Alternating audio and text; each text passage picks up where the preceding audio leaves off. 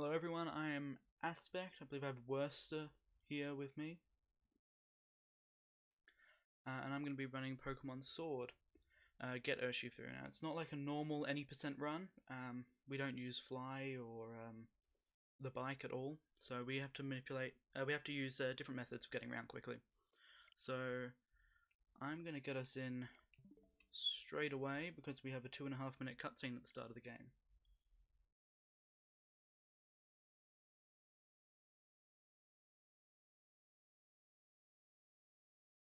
So we select English, whichever one we feel like. One because it's fast. And then we're starting in 3, 2, 1, start. Alright, so we have a 2.5 minute cutscene that I have to mash through for half of it. So this runs basically using the key feature of the Isle of Armor DLC, the first DLC to happen. We use Sobble all the way through till we get Cubthrough, about just over an hour into the game. Then we have to train Cubthrough up for a bit, and then we go over to the tower to defeat that, and end the run. So I'm running on the digital version of the game, on the internal memory, which is much faster than the physical version, or even on SD card. Just because of the load times. Now, when the Isle of Armor DLC came out, it did increase some lag on the bag and on load times, so it does affect the any % category like that.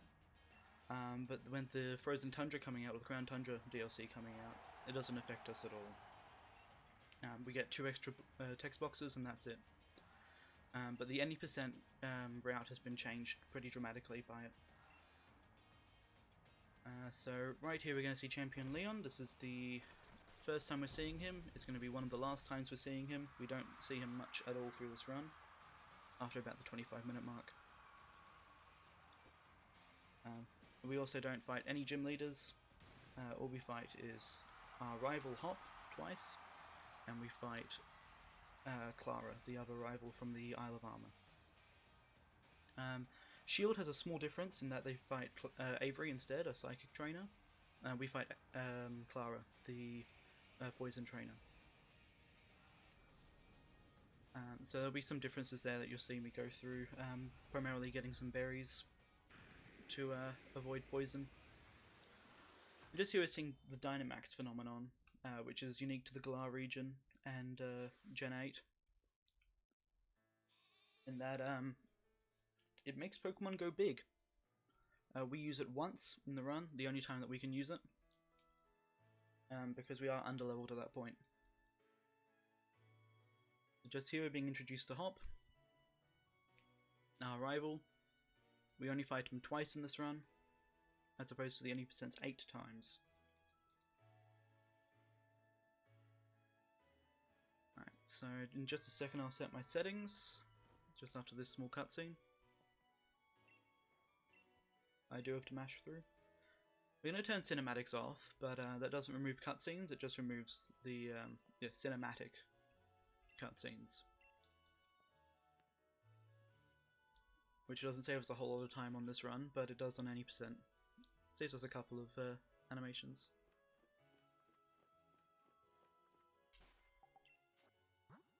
Fast offset. I actually don't want nicknames off because we're going to be giving nicknames and we don't have a Pokemon Center near me.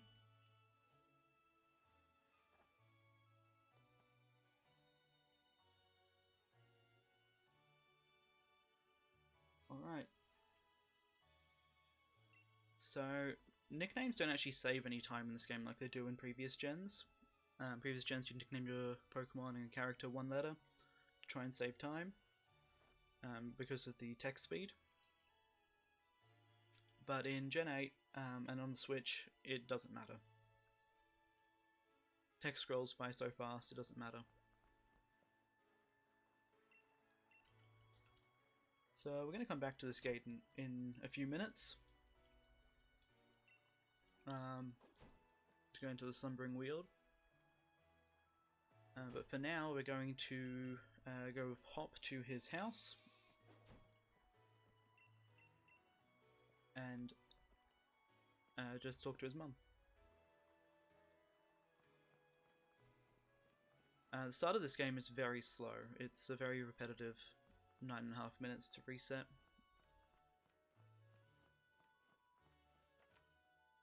So, we've got plenty of time to talk about a few different things. So, with our starter, we are taking Sobble. It is the fastest. And we do require some different stats for it. Now, unlike any percent, speed does not matter. We outspeed everything, regardless of what speed stat we have. Other than Hop's Score Bunny.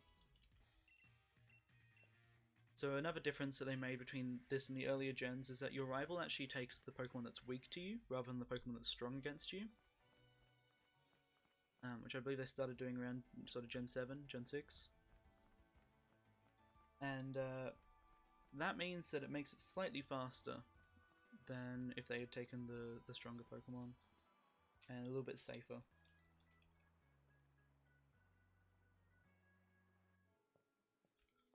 So here's Leon. Here's the third to last time we'll see him in a cutscene. We see him here. We see him back at his house, and then we'll see him down at the lab and at the professor's house.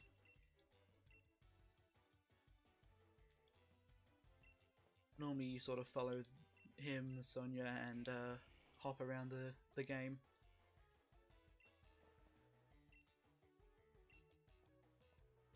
So we're just coming up on the starter now. The stats that I am ideally looking for is special attack and defense being relatively high.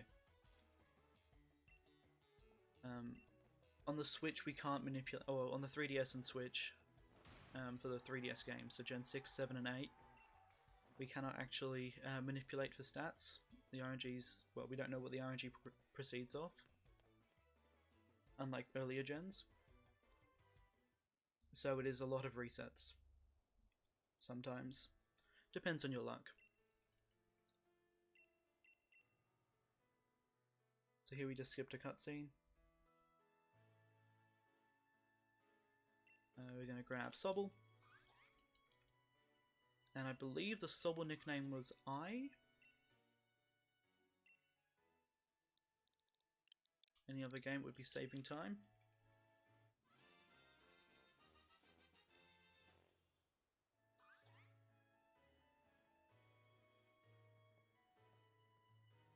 We chose Sobble. Hop's going to choose Score Bunny, and Leon's going to take the Grookey, which we're not going to see.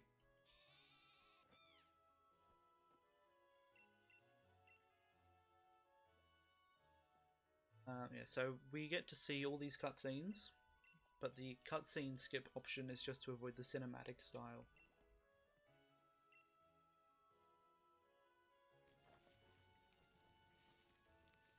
So, just coming up, we have our first battle with Hop. Here we'll ideally kill the Wooloo in 3 hits and the Score Bunny in 2. Score Bunny's guaranteed regardless of our special attack.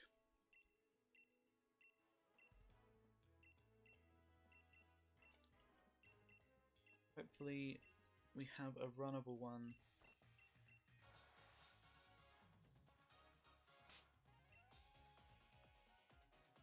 So I'm mostly looking at our defense and special attack when we get hit. Well, I can't look at our special attack until we get a special move or level up. So I'm looking at our defense here. If we take 3 damage from the Wooloo, then we're in a pretty good spot.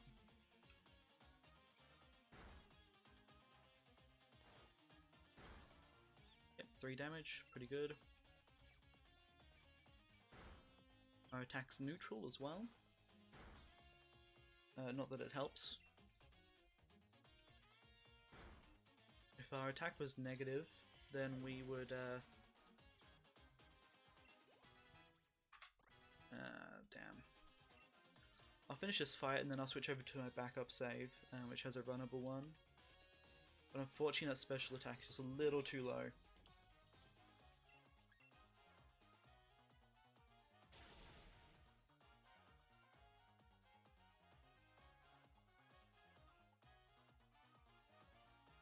And the crit. Now you get to see what Hop does when you crit on him.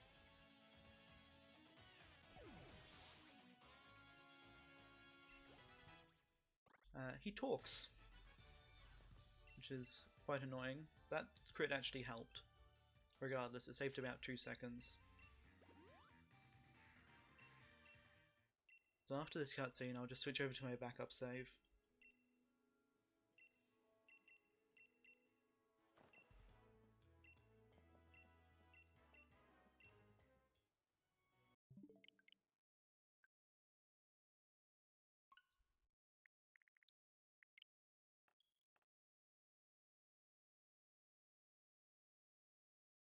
So now we're going over to talk to our mum to tell her that we're going on an adventure down to the next town.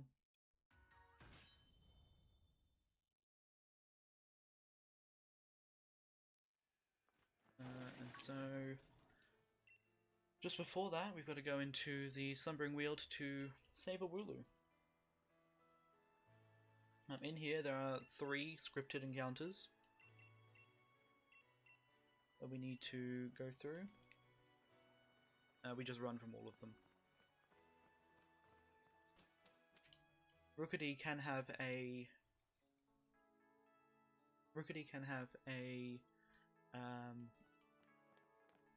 time loss on it, depending on what ability it has. But it's only a couple of seconds, it doesn't matter too much.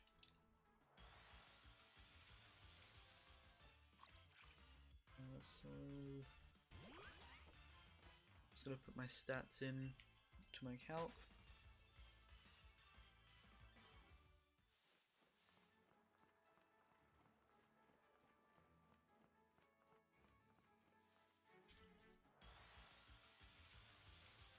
So yeah, absolutely.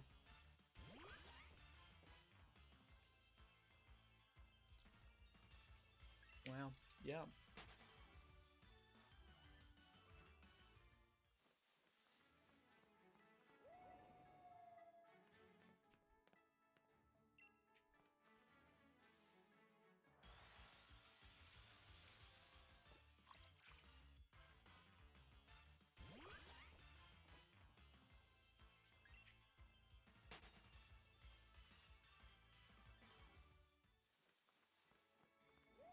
Yeah, absolutely, get your donos in. Might be able to change the name of the cup for you later on.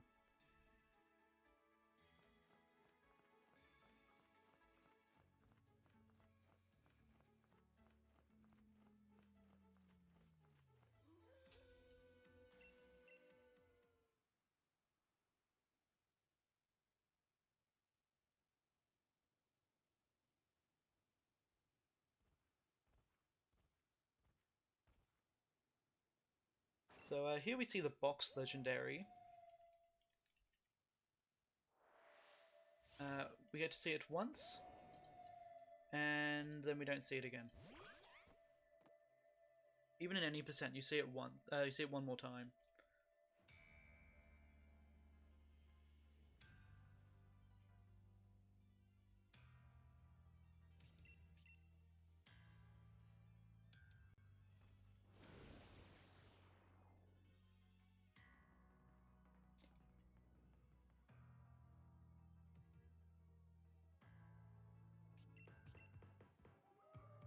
Just at the final fight with Eternatus.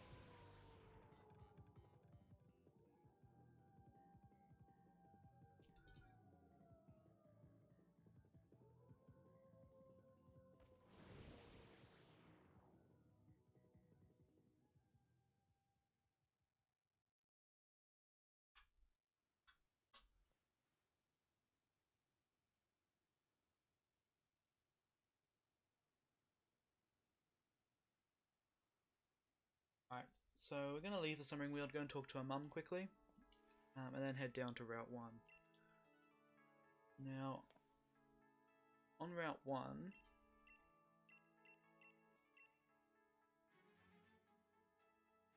we're going to have to quickly catch a Pokemon. We're going to ideally catch a Wooloo. Level 6 is preferred for these stats, but anything will work. And we do that for two reasons. We do it for XP, just to make these earlier fights easier, and then we also do it for to skip the catching tutorial. Something nice they've added that lets us skip.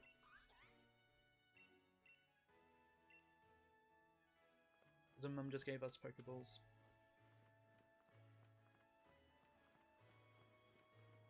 So ideally a Wooloo. This gives the most XP.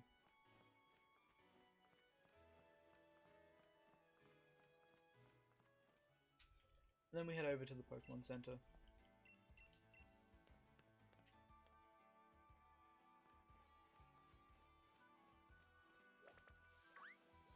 Events.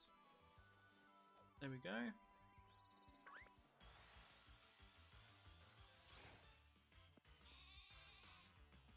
Perfect. Ideally 5 or 6.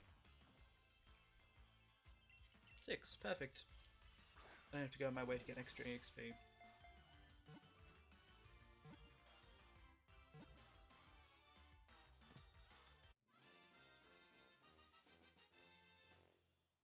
This level up, I just need to see my speed.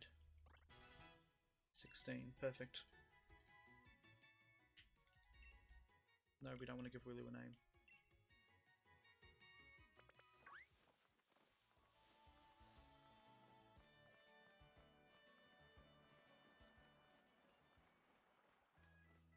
Here we see Leon again. We're going to be introduced to Sonia, the professor's assistant, and also granddaughter. And Sonia you'd normally see multiple times around, trying to work out what's happening in the Slumbering Weald with the legendaries and the Dynamax phenomenon. We see her maybe twice more. 3 times more. And then we just leave. We just leave for the Isle of Armor. Now, when the Isle of Armor came out, it was explained to have a scaling mechanic, where the levels scaled based off of your levels. In reality, what actually happens is it has 2 levels. So it has a lower level and a higher level. And the higher level is triggered by catching Eternatus, the other legendary in the game, right before the champion fight. So as long as we do it before that, we're going to have the lower levels, which we're not going to do any gyms. It's far quicker to just not. So the early routing included going to get Fly, because we figured it would be faster to fly to a few different spots. It turns out the time loss from going to get it didn't equate to the time save. So instead we skip it. And we also skip even going to get the Mystic Water, which we used to get in the route. Much later on you'll see that we start grinding off of some Blissies to get some EXP for Kubfu. We used to use Chanseys in a different location, and it took far longer.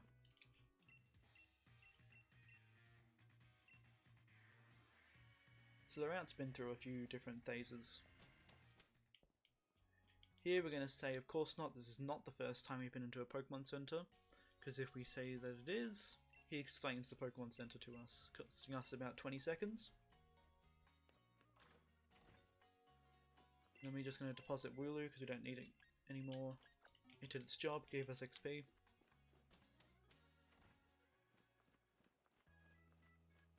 So we're actually going to level up off of this Squirvet, this first fight that we do.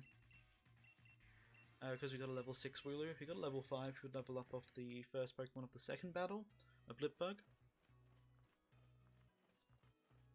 But we got the extra EXP from the extra level. And because since Gen 5, EXP scales based off your level compared to the opponent's level. So we got extra EXP for that, being level 6 instead of level 5. Now, unlike the last couple of games, Route 1 catches are not guaranteed in this game. I believe it would be the Slumbering Weald catches that would be, but obviously you can't get back in there until post-game, or late game. So they have a higher catch rate, definitely. So our first battle here is going to be against this Squivet. And we're just going to, ideally, two-shot it. I believe it is a range at this special attack.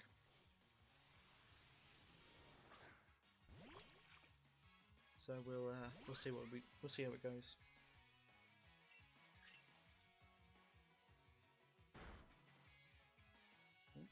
Might be okay. Normally I'd try and manipulate for the crit. Normally I try and manipulate HP for Torrent there for the next fight. When we have to take 3 hits to take it out. But with this defense and special attack and EXP, then it doesn't make any sense because we level up. That Zigzagoon was nice to me. Normally Zigzagoons move in a very rapid and random pattern, and they tend to hit you. So another change they made in the Switch games is making Pokemon visible, so you can dodge them, which helps a lot because you don't need repels anymore. Yeah, so it's really actually quite helpful for money and for reducing the amount of time loss from random encounters. There are still encounters that can be quite annoying to dodge around, and routes that have some very difficult to see encounters. So this Nickit has Quick Attack and it has Tail Whip. It doesn't really matter too much. You get healed after most major battles. So it makes it very difficult to manipulate around using Torrent. So Torrent is the ability that Sobble has. It gives us a 50% boost to water moves when we're below a third HP, which we're going to utilize in the second fight of the DLC, because otherwise that fight would be much more difficult. Assuming it decides to be nice to me. And in fact, having too high a speed can be very difficult. Can make this some fights very difficult. Primarily, that second battle can be very difficult without having the appropriate defense, because you can actually speed tie the Mienfoo. We're gonna have our last battle with Hop here. And we're just going to Water Gun everything. Everything should be 2-shot, unless we get lucky with the Rookidee. It is I believe a 6.3% chance, or a 1 in 16. So damage rolls in Pokemon, you have a damage roll of a low roll, generally a high roll, and then all the rolls in between. So the high and low roll are 1 in 16s. I believe 2 low rolls doesn't guarantee this range. They've had it happen before.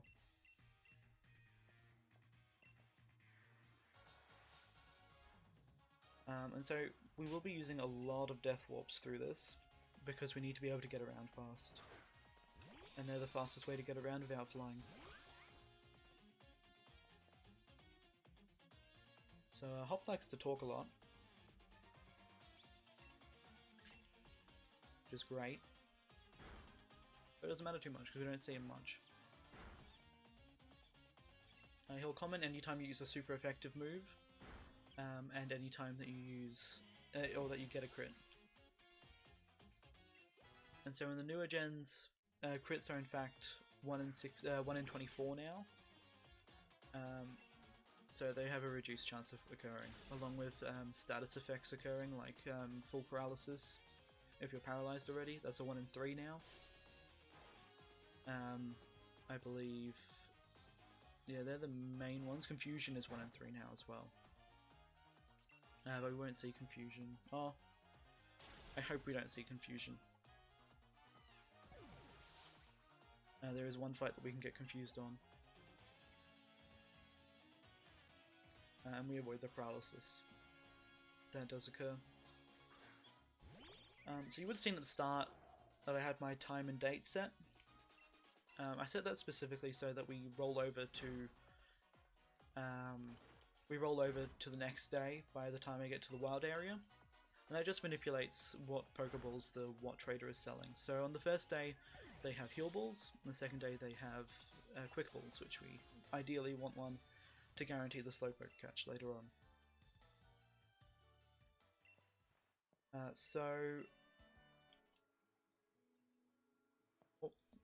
Then the date actually affects the weather in the wild area. So we want specific weather to allow for quicker death warps.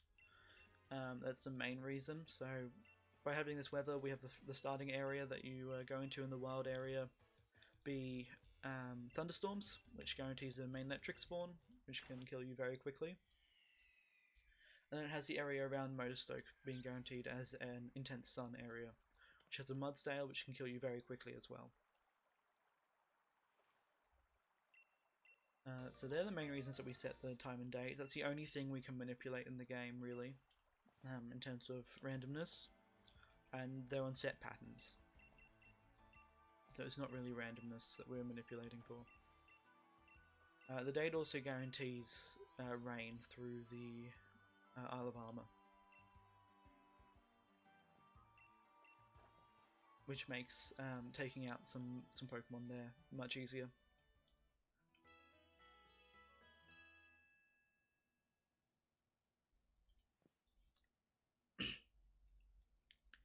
So when we enter the wild area, you'll see me save just before an Onix. We do have to knock out this Onix to get some EXP. We need to be level 12 on Sobble before trying to catch the Slowpoke. So that's because in Gen 8 specifically, in these games, because of the wild area having much higher level Pokemon in it, they try and limit you on what you can catch. So you can only catch Pokemon up to your gym badge, so that's level 20s to start with.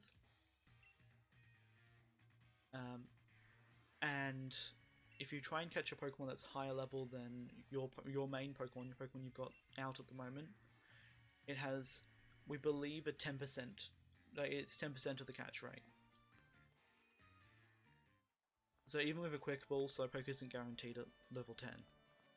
In fact, it's probably about a 10% catch rate, which we need to work around. In the Shield any percent route, we actually catch a Drillbur that is much higher level than our Arcanine, and that's a pain because of the catch rate. So here we're going back to Wedgehurst. We're going to hop on the train to go over to the wild area. And our mums are going to see us off. Our mum and Hop's mum.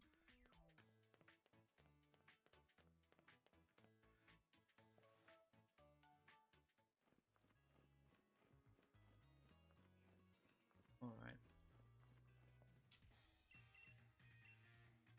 So here, we're a terrible trainer, we didn't catch any Pokemon on the route. How could we?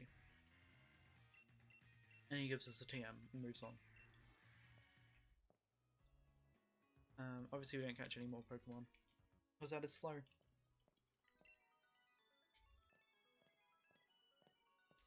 Our mums catch up to us here. Also back there, back at the professor's house, the Champion Leon gave us a letter of... He gave us a letter of endorsement. And that letter we're not going to use. That letter is to let us get into the gym battle, the gym challenge. We are going to pop into Motorstoke briefly, grab some X items, because they give us them very early on. And then we're going to come back here to this station. So we're going to have a cutscene here. Good, we didn't get a den spawn. So we actually only need 50 watts, so getting a den spawn is a little bit slower. So there's raid dens littered around here that give you watts, which is an alternate currency that you can use to buy some technical records, which are the one-use TMs in this game. We only need 50 because we need to buy a quick ball from the vendor over the other side. So not getting an empowered den, which has a Pokemon in it, is much faster. We've got a little cutscene here that we're supposed to be skipping cutscenes, but I think they forgot about this one.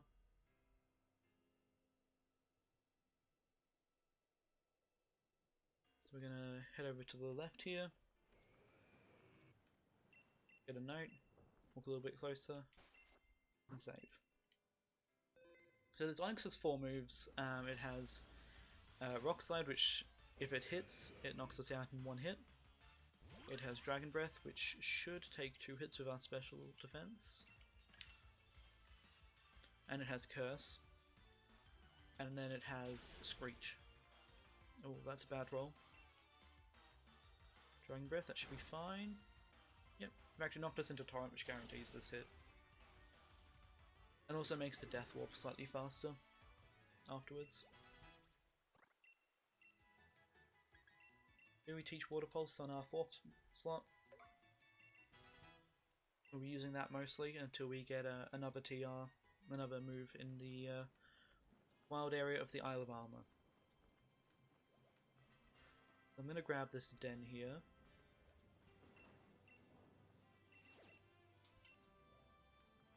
We're going to dodge that main electric. We're going to Death Warp on this electric. The main electric.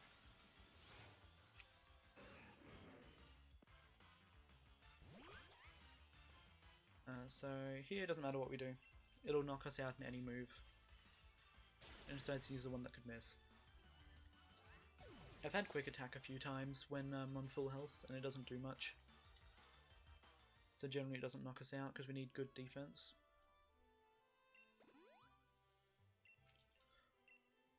So yeah, by dying there, it lets us just warp over here. I don't know why it does that, realistically. We get a quick ball there. Perfect. And we're going to go into Motorstoke. So we're going to buy some X items here. We're going to buy 11 X special attacks, 1 X defend, and 11 attacks. So the X special attack is going to be used for Sobble and for the Drizzle fights. And then the X attacks are just in case we get some higher level Blissies. Makes it slightly faster. And we're also going to buy some potions here because we will need some healing items for a couple of spots. Sonia's going to introduce us to a league card. We don't have to do anything with it, she just gives it to us and tells us some information which we're going to skip. And so we're going to meet her outside again. This will be the last time we see her. And we'll do our X item shopping. So the X items in this game give us +2 stages, which means it's a 100% increase. So I'm going to buy 11 potions. And we're going to grab a revive as well, just in case.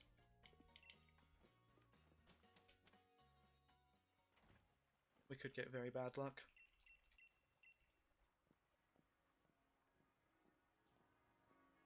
Alright, Sonia's going to show us where to go continue on our way through the gym challenge.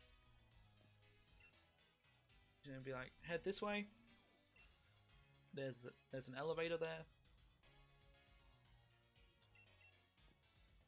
I'll see you later. And we're gonna leave. We don't want to go that way. That's slow. That's the wrong way. So we're just going to turn around and walk out. Now there's a Mudsdale down to the left, which we're going to Death Warp off.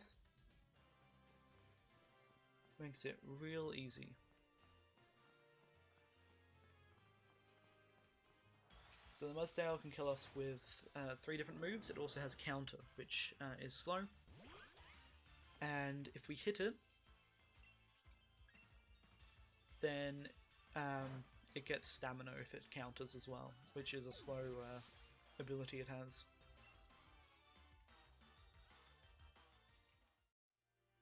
So now we're back over the other side of the wild area. And we don't want that. We don't want to go over to Motorstoke, we want to go back over to Wedgehurst. Here's where we see Clara for the first time. We also have to catch a Slowpoke. This Slowpoke is very, very slow at turning around. So we have to make sure that we stand in front of it to not waste time. So you'll see me do that in a sec.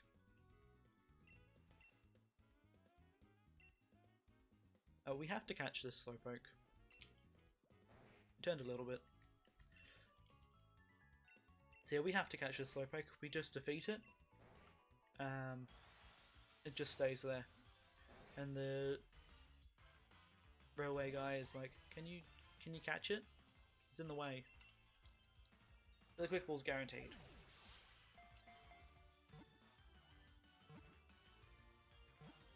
We just use the quick ball here. Catch the Slowpoke. And then we have Clara. So we have our first fight with Clara after we go to the Isle of Armor. No, I don't want to give Slowpoke a nickname.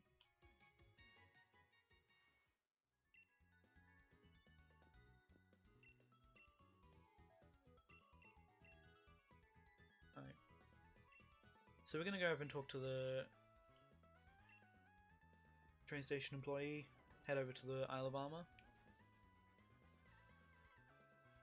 He's going to inform us that we have the Crown Tundra Pass as well. This is where those 2 extra text boxes are. And we're just going to mash A.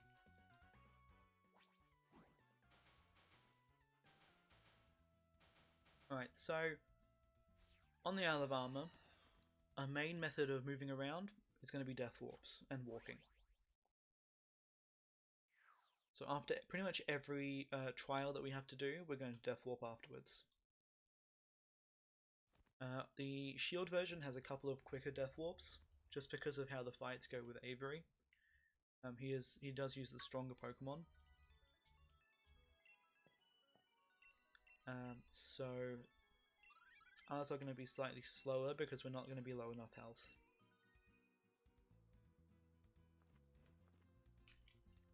We're going to be level 14 for going into the Mustard fight, which is exclusively for a level 6 Wooloo. If we got a lower level Wooloo, we'd be level 13 going in. And luckily our special attack would be good enough to OHKO the first Pokemon regardless. But it wasn't guaranteed from the stats that I had previously. Over at level 14 it is guaranteed. You just have to be careful with your speed. If your speed's too high, you will speed tie the Mienfoo, and then there's a 50% chance you lose. But in fact, it's worse than that. You have to win both speed ties or lose the first speed tie. If you only win one, if you only win the first one, then you lose that fight. We don't have that issue, and our defense is very high. So we'll be fine regardless. So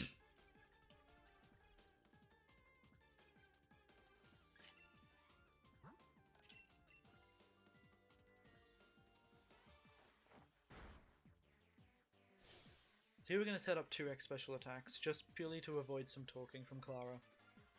If she gets a move off with the Slowpoke, if it's a poison move, she'll talk. We want to avoid that.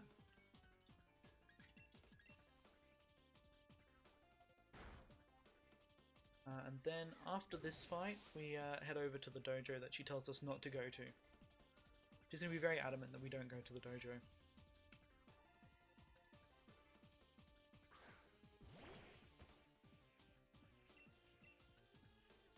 So there's our Slowpoke. However, before the first fight with Mustard, the dojo master, we are going to need to equip a Cherry Berry. This is because Mustard's main food uses Force Palm, which has a 30% chance to paralyze. Because it's a 30% chance against us in a speed run, that means it's probably about an 80% chance of occurring. We always lose the percentages in speedruns. It's just expected.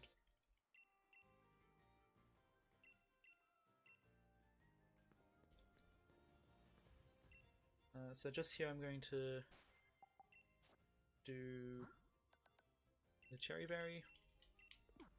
There we go. We get a free heal going into the dojo as well, so we don't need to worry about our HP.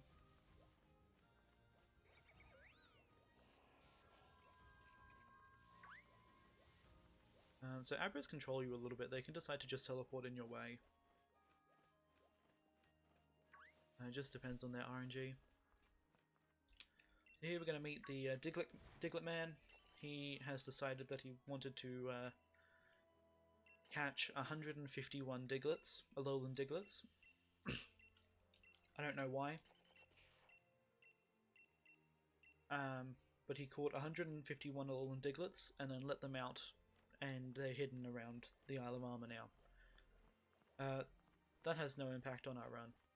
You can see one just there on the left.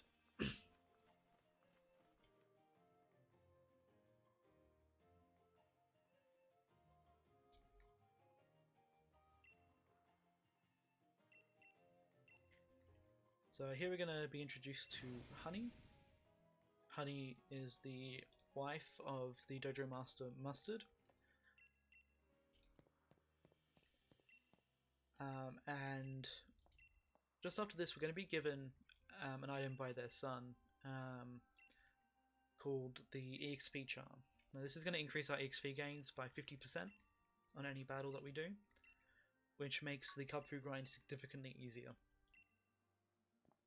It also allows us to catch up on EXP very quickly.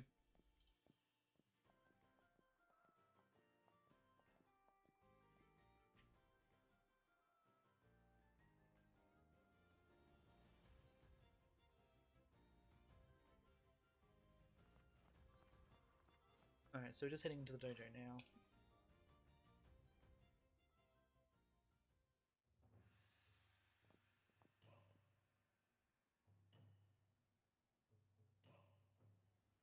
And so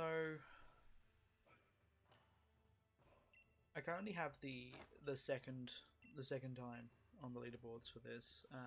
It's very RNG heavy towards the end of the run, so getting good times on it is very difficult. Hopefully we'll get okay RNG. It shouldn't be too bad if we don't. I can work around it.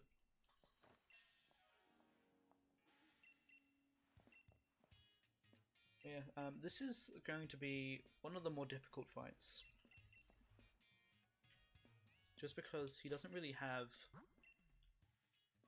good AI. He has okay AI in this battle. I don't know why. Most of the time he'll use Fake Out on the first turn, but it isn't guaranteed. I've seen Force Palm first turn a few times. And I know some other people have seen U-turn first turn. But generally it's gonna be Fake Out. So I just saved before it just in case. Fake Out, perfect. Force Palm. Excellent. So there's the paralysis. We have the Cherry Berry equipped, so it doesn't matter. And then he sends out a Shinx, which we outspeed regardless of our speed.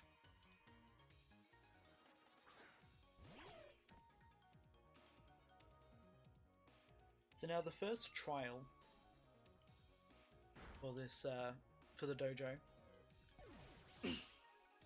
So we have to go through 3 trials. The first trial is going to be catching some very fast slowpokes. It isn't really explained why they're fast, just that they are. So they're going to be running around in the fields. We're going to have to catch up to them.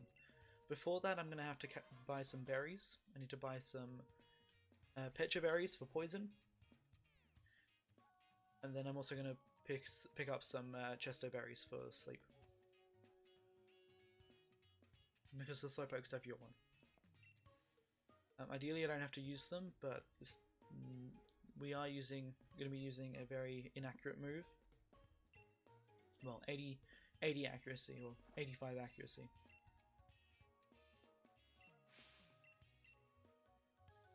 So yeah, we're doing these trials to get the secret armor of the island.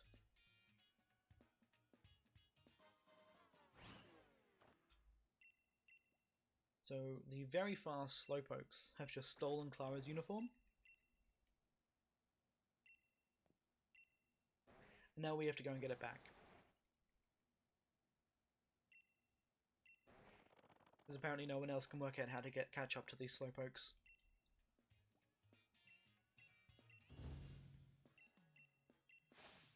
So now we get the option to change back to our regular clothes. We're going to say no, because it's slow.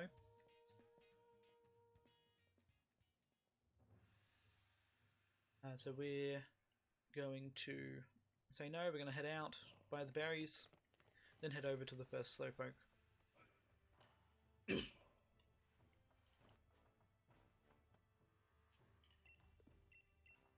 Right.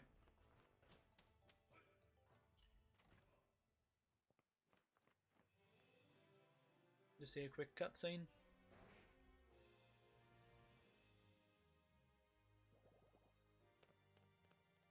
Now they go into the fields.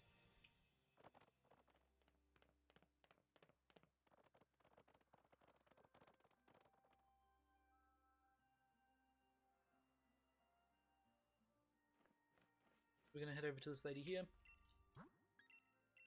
Want to level them. Level them.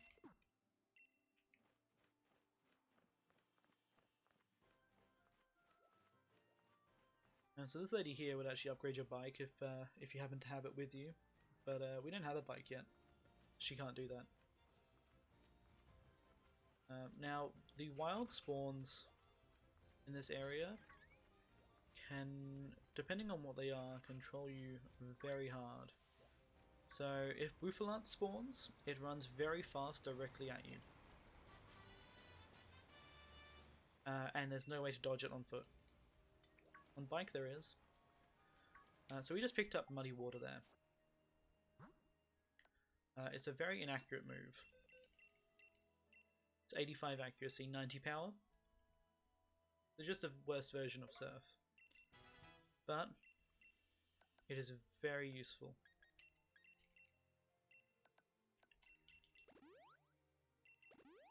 So just a little bit of menuing here. We've got to heal Sobble up to full. It's because I'm being careful. And Slowpoke can go into the box.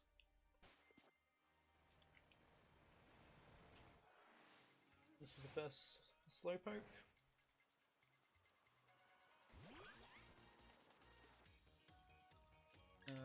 So because of our special attack, I'm actually going to X-Special on the first two.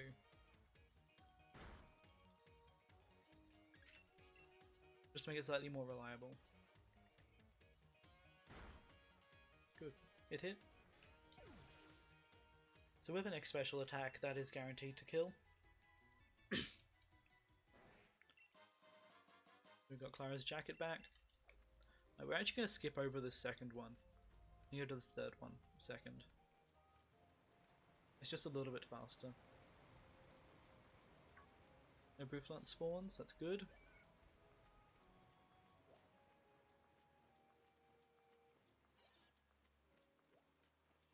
We're going to do this one. This cycle doesn't quite line up, so you are just going to miss it. But we just sit here and wait.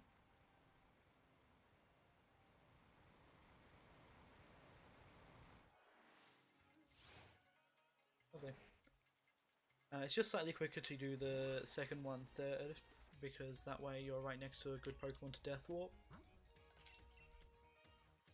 Because like I said, we're using Death Warp wherever we can to get around. And that's a first instance of a double input. So, in this game, Miss Muddy Water. Yep, there's disable as expected.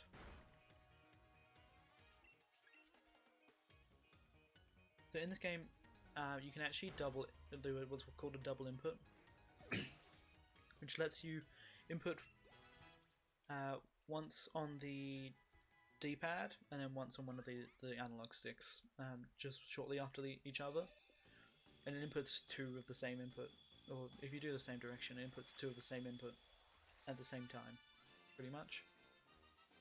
They're just slightly faster for menuing.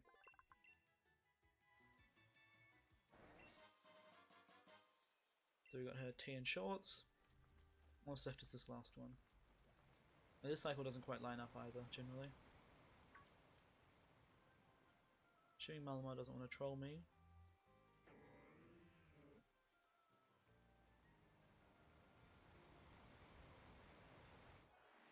Perfect. This is the last one. We have the evolution now, Drizzle. That makes it slightly easier. We don't have to set up at all.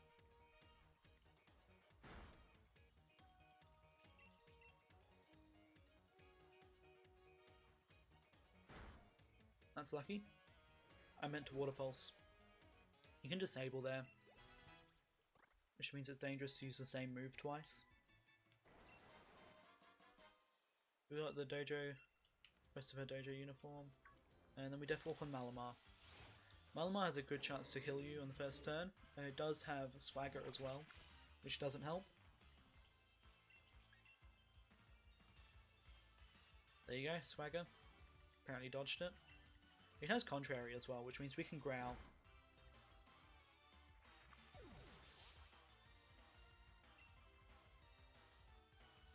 The Contrary reverses any stat decreases to stat increases. And we're back at the dojo. So here we get a choice of Bulbasaur or Squirtle to take as a... we get to take one of them, and they have the Gigantamax form added in this game. So you get to choose one. We have to choose Bulbasaur. We need it for later on, for one of the Clara fights. So we have to take it. In the Shield version or the alternate route for Sword that uses a Ninetales, you can choose whichever you want. But unfortunately we need the fact that Bulbasaur is part poison. He's useful for one thing. Otherwise it makes one of the fights later on much more difficult.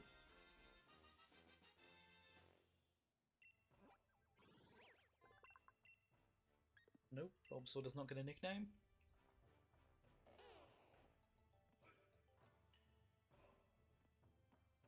We're going to be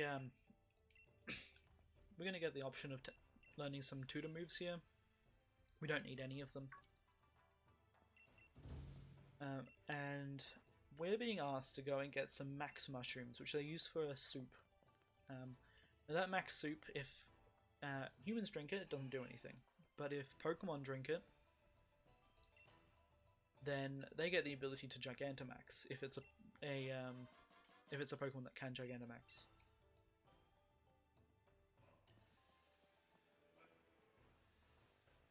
So we're going to deposit Bulbasaur straight away.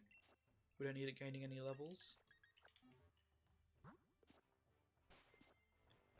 So we get access to the box wherever we are because of the box link that Sonia gave us.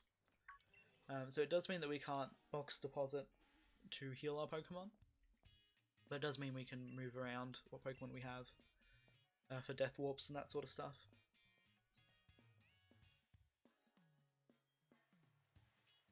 So we're gonna take a trek through this forest here. It's a pretty simple route. There can be some Pokemon that get in the way, but most of the time it's pretty simple and easy. We're gonna have to walk through this forest twice more as well.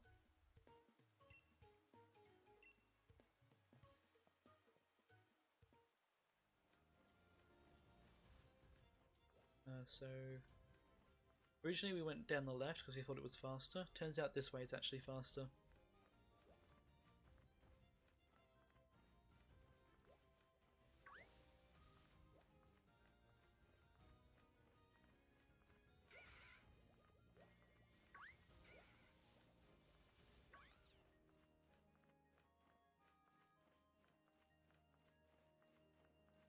So once we get to the max mushrooms in the cave, we'll actually have another fight with Clara over who gets the max mushrooms.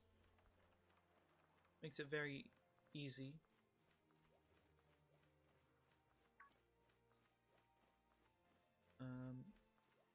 It's a very easy fight, generally. Unless you get unlucky with your muddy water. This is just a moo milk that I'm going to pick up now. Will be useful for later on in the tower.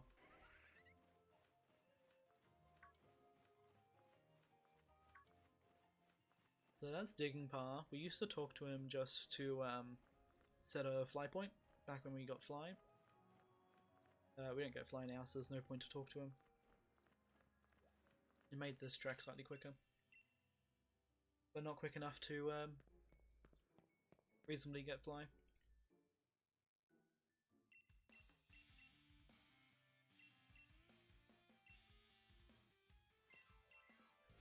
So this fight we need to land 2 muddy waters. It doesn't matter too much if we don't. Generally it's a safe fight anyway. And we have just enough special attack to guarantee the ranges.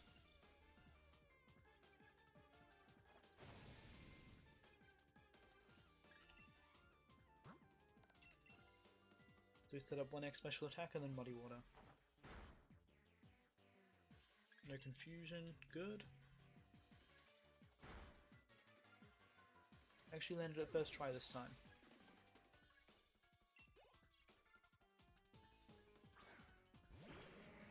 So Kothing is a really bad Pokemon to miss on, so he does Water Pulse. It's guaranteed to kill. Kothing has Clear Smog, which removes any status changes, which our X item gave us. The X item boosts in this game are really how we're able to get through these fights.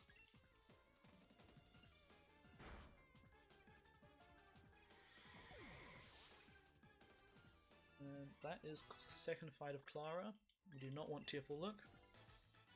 So we have one more fight with Drizzle, and then we'll be off to we're off to Kubfu.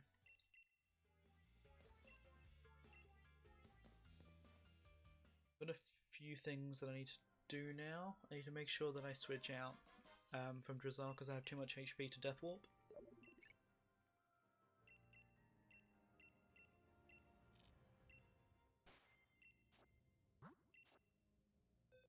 So I'm just going to use Bulbasaur.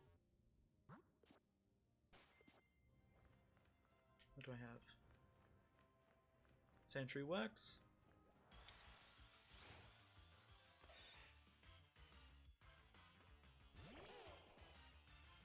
The Sandshrew has 3 attacking moves as well. Rapid Spin, perfect. It has Roll Out, which is slow. That's a 3 turn.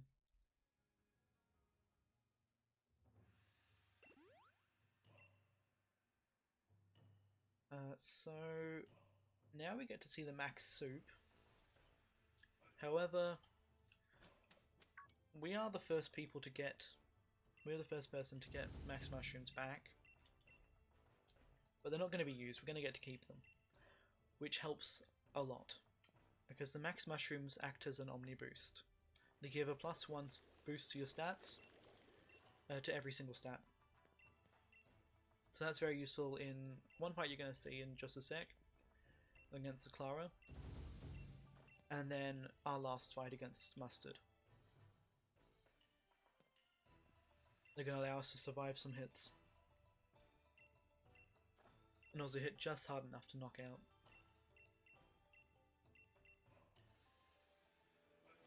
So hopefully we have one more Muddy Water that we need to not miss. I am going to have to save in front of Clara because the fight can go badly if we get unlucky. Clara's Slowbro has a ability called Quick Draw. Quick Draw means that it goes first in the priority bracket. So all of our moves are plus 0 priority, all of her moves are plus 0 priority, so she's going first. If Quick Draw procs, which is a 30% chance too. We have really good special defense, and really good defense, so there's a good chance we survive it, but it just depends on the poison. So Clara's opening Pokemon, the Scroopy, has Poison Thing, which is a 50% chance to poison, or 50% chance to badly poison. If you get that twice, or if you miss a Muddy Water and get it on the third hit, there's no way you survive a Quick Draw. If we didn't have this good defenses, there's a good chance you don't survive the Quick Draw regardless. This is the first battle that we're able to Dynamax in. We are going to Dynamax in it.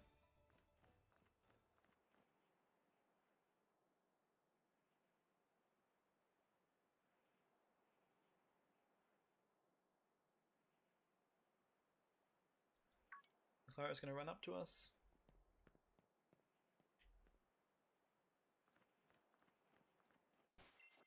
I'm going to save here. In fact, I'm not going to save here. I've got to walk back out again.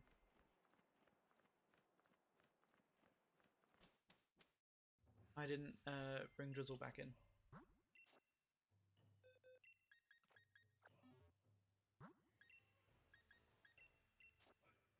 I just need to give him a Pecha Berry, or her Pecha Berry. Perfect. We are keeping Bulbasaur in the party, and you'll see why in a sec.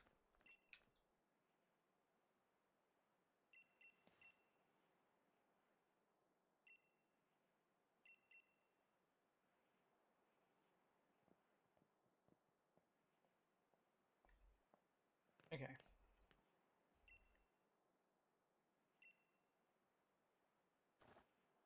So when the fight opens up, Clara talks for a bit, and then she reveals that she put poison spikes on the ground.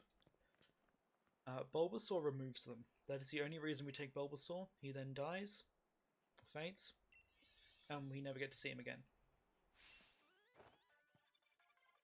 That is the only reason we use him. And it's the reason we need him. Because otherwise it would be a very difficult fight.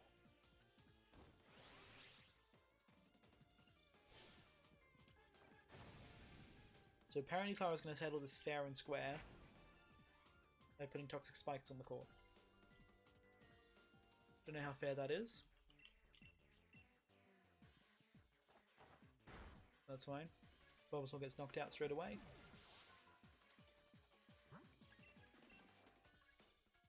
And now we can actually start the fight. So here we're going to use a Max Mushroom first. That's the first Poison Tang. No poison, perfect. I'm going to X Special Attack, another Poison Tang. No poison again. Awesome. Now we just need this Muddy Water to hit. Alright, and we should be through this fight.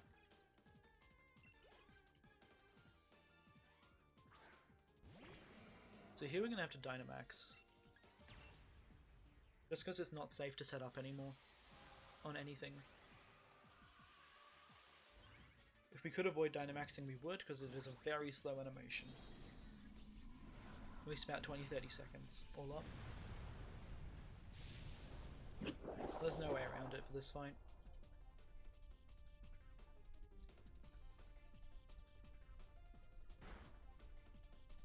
There's wheezing.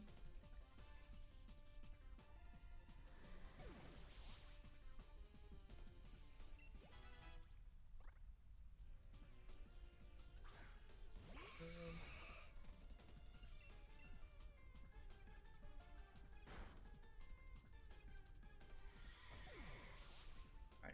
So after this, we get to see Kubfu. So Kubfu, we're looking for some certain stats from him. The main one is speed. We're looking for 22 plus speed, which requires either a positive nature or very high IVs for speed. So I'm going to save beforehand and reset if necessary. I will take 21 speed because I can attempt the tower at level 21 with 21 speed. There's just one extra level. We didn't get quick draw either. Perfect.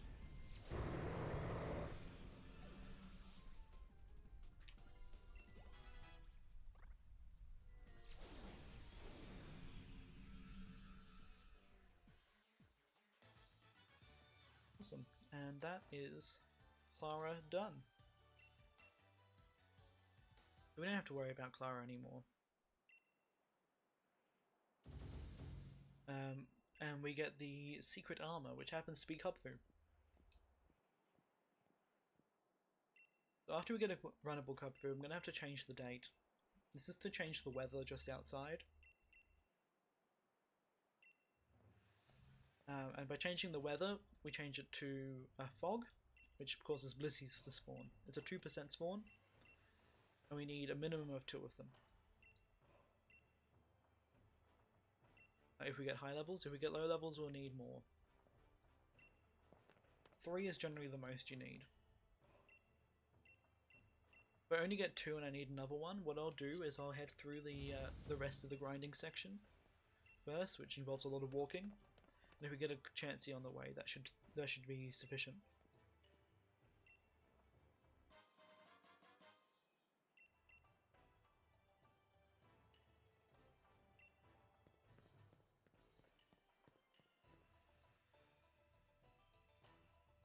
Right.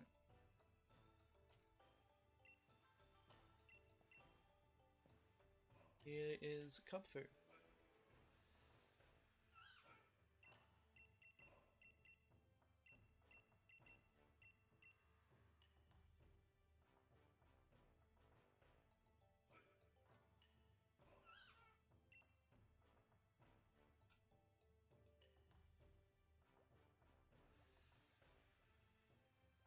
So we're going to attempt to do Mustard at level 20.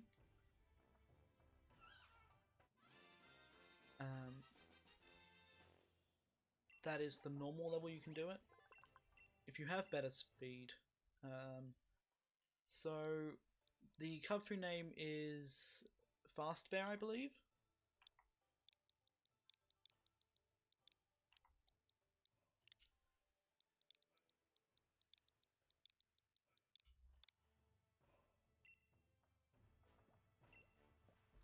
Perfect. If we're getting a better Kubfu, or a faster Kubfu, we could attempt it at a lower level, but I will not for marathon safety. It's very rough if you try.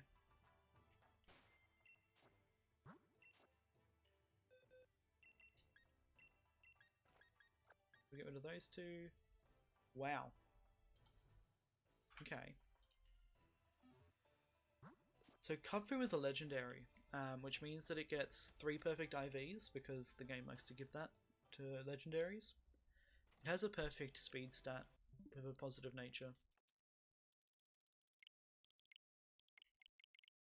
So just here, I'm changing it to the 15th. That gives us fog. And so now comes the annoying time of trying to find Blissies.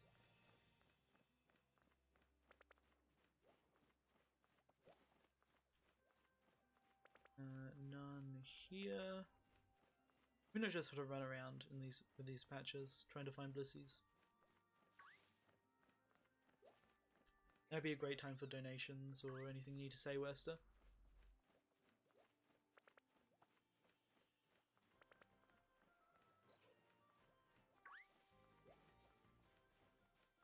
Alright. So yeah, we used to grind on chances when the DLC first dropped. We didn't really know too much about it. We are looking for Blissies.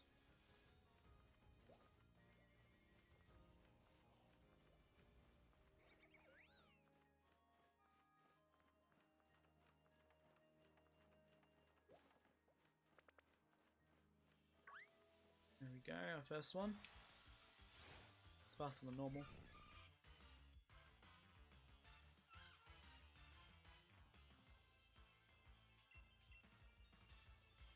Level 13, that's okay.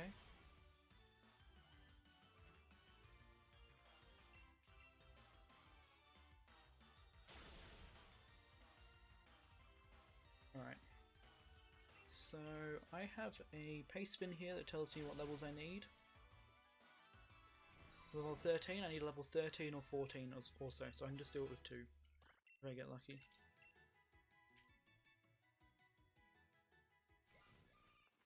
Ah, there we go.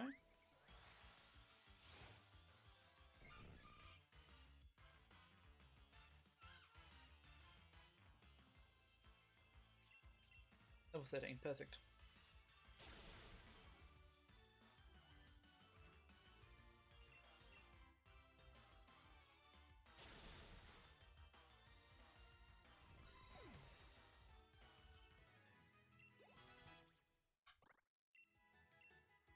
We don't want Scary Face.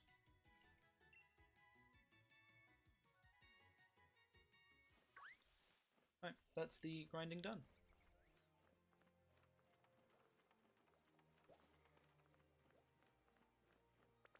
I believe I need to rare candy after Krokorok, the last Pokemon in the tower.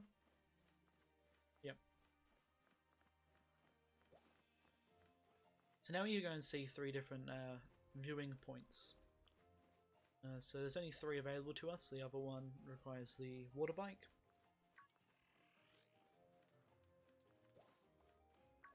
And here's Bouffalant. No way I can dodge that.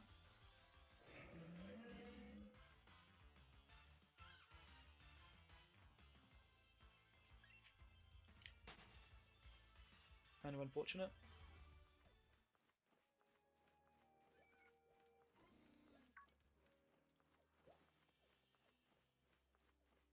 Okay.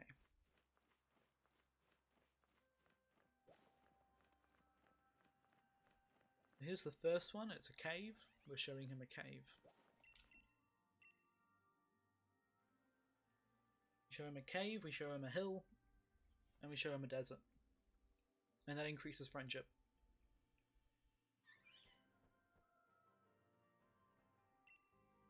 And there's a few things I need to get from the desert as well. So going back there is quite nice. So early strats had us leveling up to get Brick Break to make the tower easier. And then doing the tower around level 24. We have strats around that now. And that was very dangerous because if Kubfu... So the Kubfu that you fight at the very top of the tower is level 30 and has a focus sash, so you can't OHKO it. You can't one-shot it. It has to be 2-shot.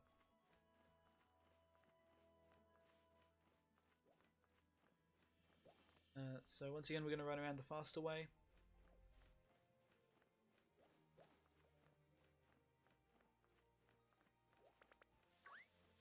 Chansey there.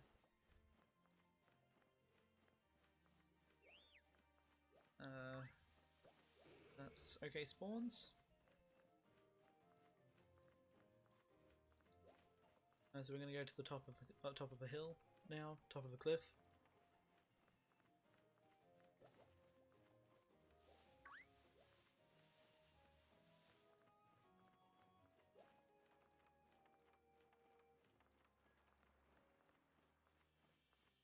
just up there.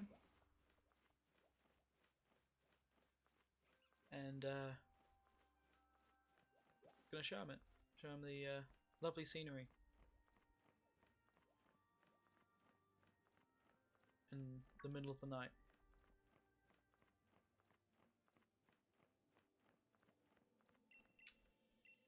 So we're gonna have to come up here again for the tower. We do the dark tower because it is a little bit faster, seeing as we have super effective moves against them. The water tower isn't too much slower, but it definitely is slower. So now we're going to head over to the desert.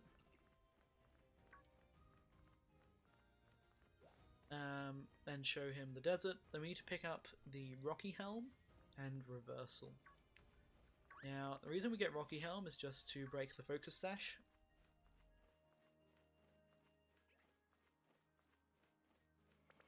We break the Focus Sash with Rocky Helm, and then Reversal is the most powerful fighting move we can get. Because when you are at 1 or 2 HP, it's a 200 base power move, which we utilize a lot.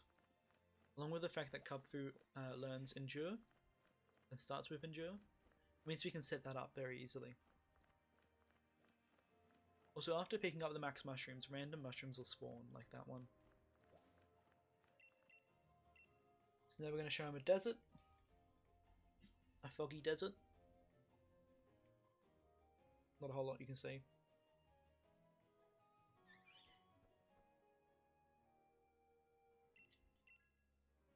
So now we need to be careful, because we only took out 2 Chanseys. We can't actually Death Warp. Or 2 Blissies. We can't actually Death Warp with Kubfu. So we're going to grab the Rocky Helm here. We're going to Death Warp on that Rhyperia in a sec. And we're going to need to grab the Reversal TR over here. So I'm going to teach Reversal now. I'm not going to equip the Rocky Helm until later.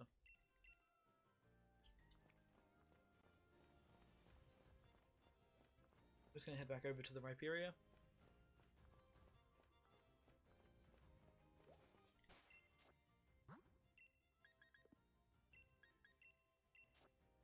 I'm just going to teach the Reversal. I have a Focus Energy.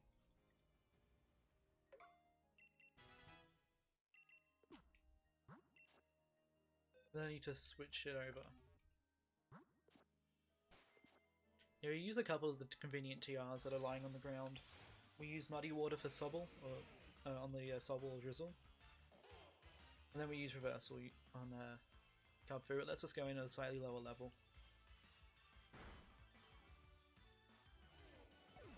It's a very fun run, it's just very RNG heavy. It's all dependent on your Blissey spawns, unfortunately.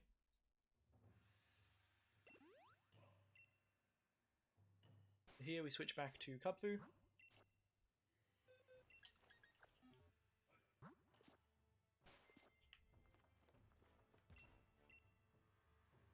And we are going to the tower now.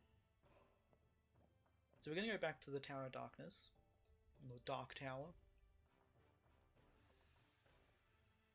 And we need to... I need to check some thresholds. 40 attack, level 17. Yeah, that should be okay. So yeah, we have 5 Death Warps in this run.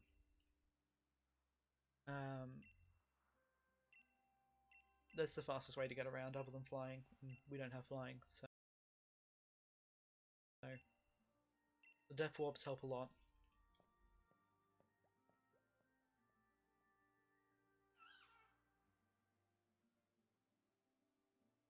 So we're going to go on the... that Brief Line is actually fine. That Brief Line won't run at you straight away.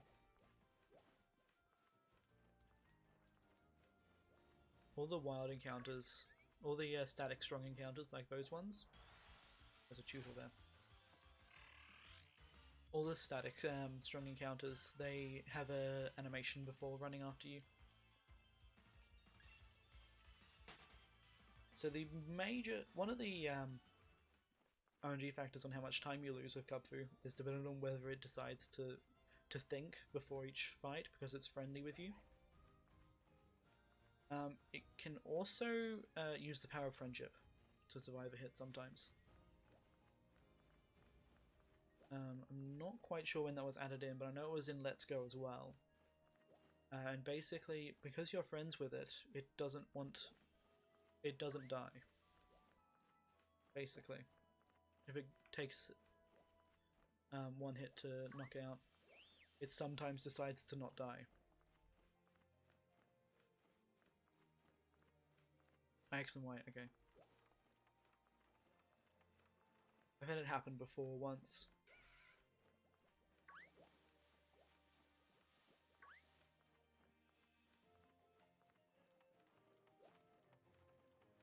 We're going to head up the tower now.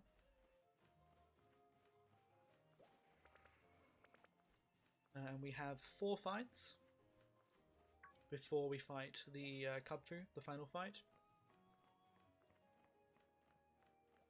And then it'll be the end. So reversal makes a lot of these fights very simple. I'm level 17 at the moment, and be level 18 ideally for the Inkay.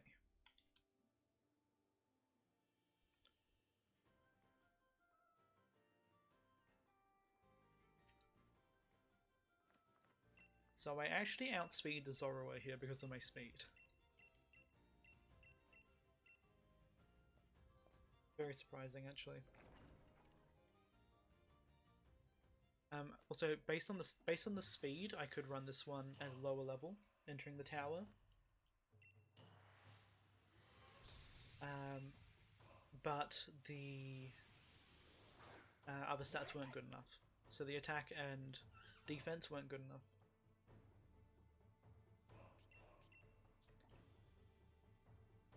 We're just gonna rock smash twice on Zorua. Hopefully Fury Swipes miss. Perfect. Sucker Punch. Perfect. Couldn't ask for a better RNG.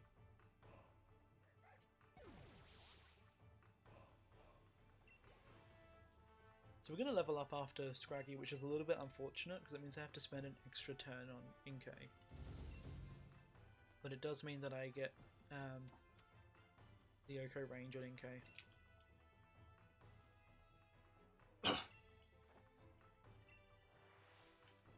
So Scraggy, we're going to Leer, then depending on the damage ranges, I'll endure this turn or the next turn.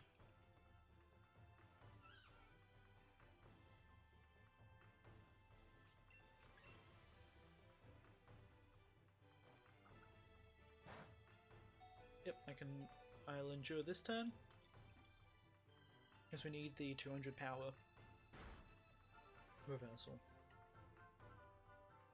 Critical hit.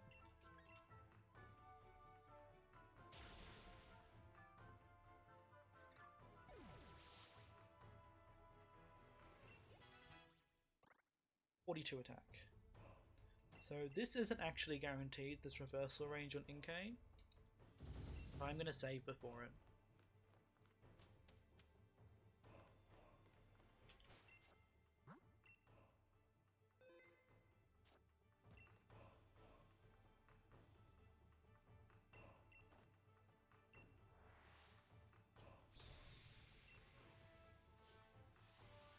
Luckily saving in this game is very quick.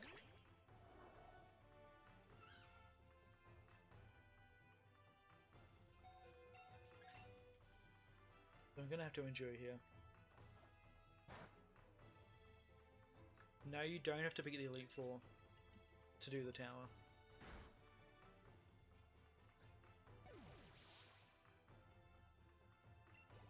We got that range. That helps a lot.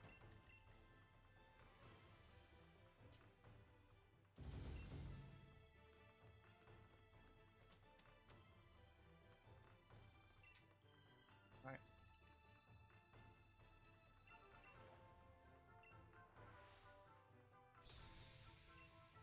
actually need to go back to that save. It's lucky. I actually need to heal between those fights.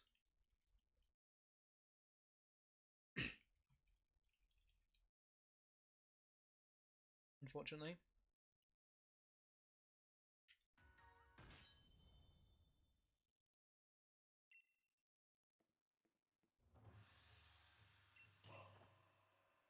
At least I saved on this fight.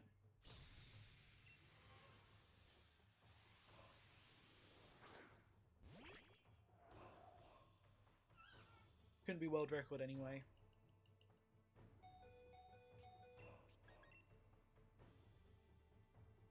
Yeah, so they only let you into this tower with Kubfu. Another critical hit.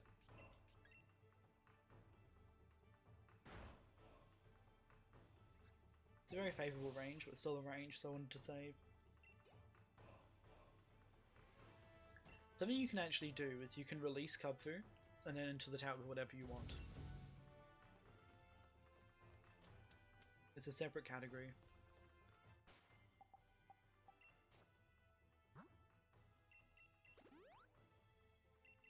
I'm gonna be safe. You can crit with reversal, it doesn't help a whole lot, because all the ranges are guaranteed. Pretty much. Well, other than that one, with my low attack.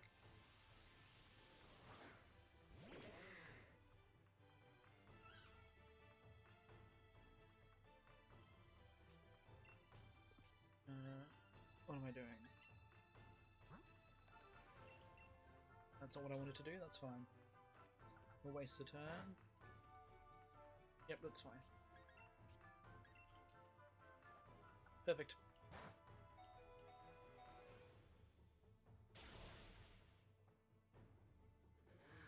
Helps that it's 4 times weak to you.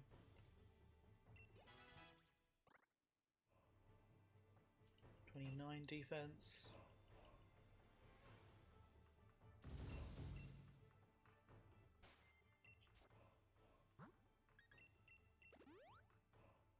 I'm gonna heal to full. Rare candy. 30 defense. And equip the Rocky Helm. So at 30 defense, 58. A high roll will kill me. Anything else will not. So 1 in 16 range for me to die here.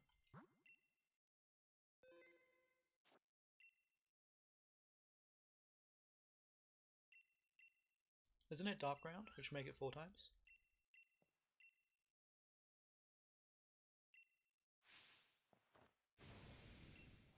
Oh. I think I've done my super effective type matchups by now with Hop complaining every time.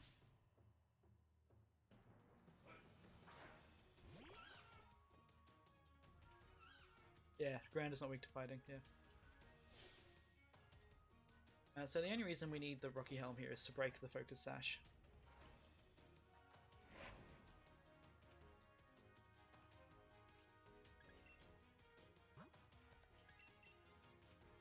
You have to max mushrooms here to survive, because he guaranteed uses Aerial Ace first turn.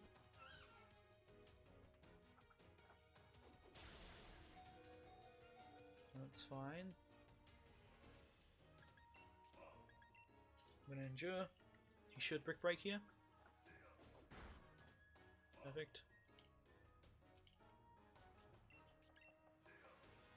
And then we're faster. By 1 speed.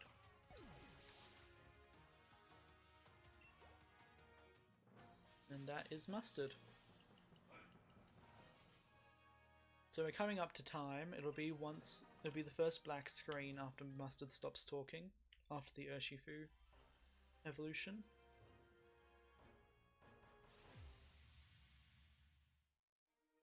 Wow, that was actually really good RNG through the run.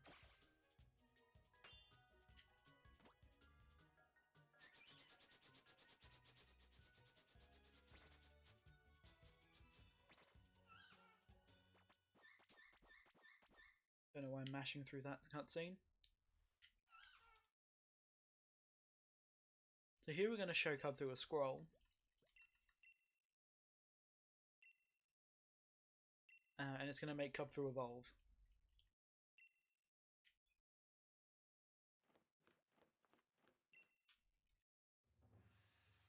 So here's the scroll. He's going to evolve. We need to cancel all of the moves. He's going to try and relearn Headbutt, and he's going to try and learn his unique move as well, which for the Dark type is Wicked Blow.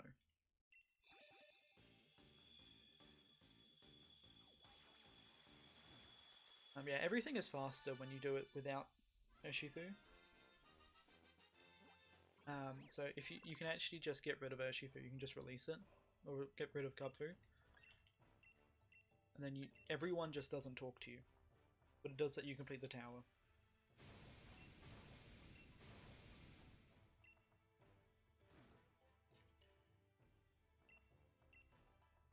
So time will be after Mustard's last line on the first black frame.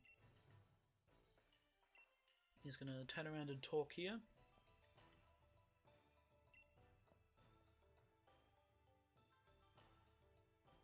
And time. That was actually that had really good RNG in it. I think that's like a 4th place time. If I didn't have to use the backup save, that could be a legitimate time.